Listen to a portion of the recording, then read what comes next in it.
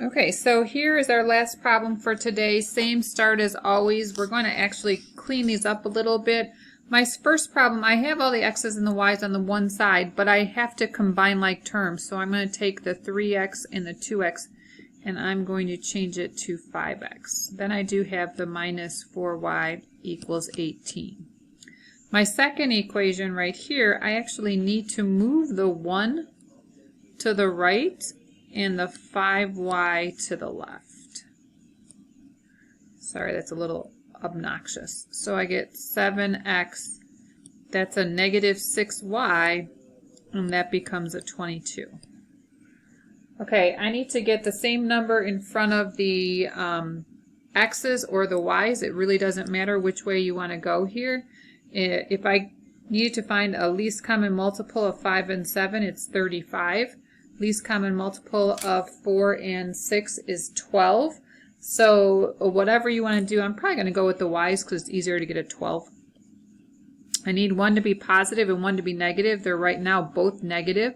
So the top one I'm going to multiply by negative 3 and the bottom one by 2. Doesn't matter which one you multiply by a negative. The result then is negative 15x plus 12y equals, I think that's negative 54. And then the second equation becomes 14x minus 12y equals 44. When I combine these, I get negative x equals negative 10.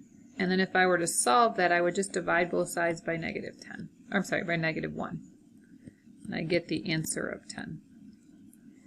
You can go up into any of these equations, honestly, that have two variables. These up here are kind of obnoxious, so if you want to pick one of these down here that have two variables, feel free.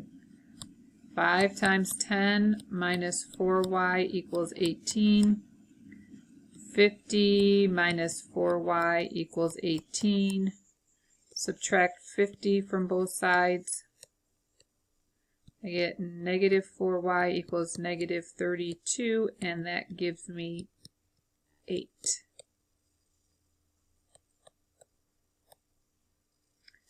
And then I write that as 10, 8. Now to check my answer, I want to go back into the original. 3 times 10 is 40. Minus 4 times 8 is 32, so that's 8. Plus 2 times 10 is...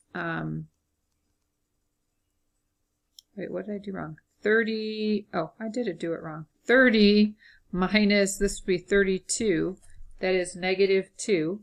And then 2 times 10 is 20. Negative 2 plus 20 is 18.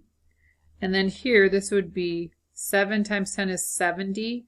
Minus 8 is 62. Plus 1 is 63. And then this over here would be 5 times 8, which is 40, plus 23 is also 63. So it does work. Okay, this is happy weekend. So you're going to have Friday off of school, which is great. And then I will have some things ready for you on Monday. Thank you.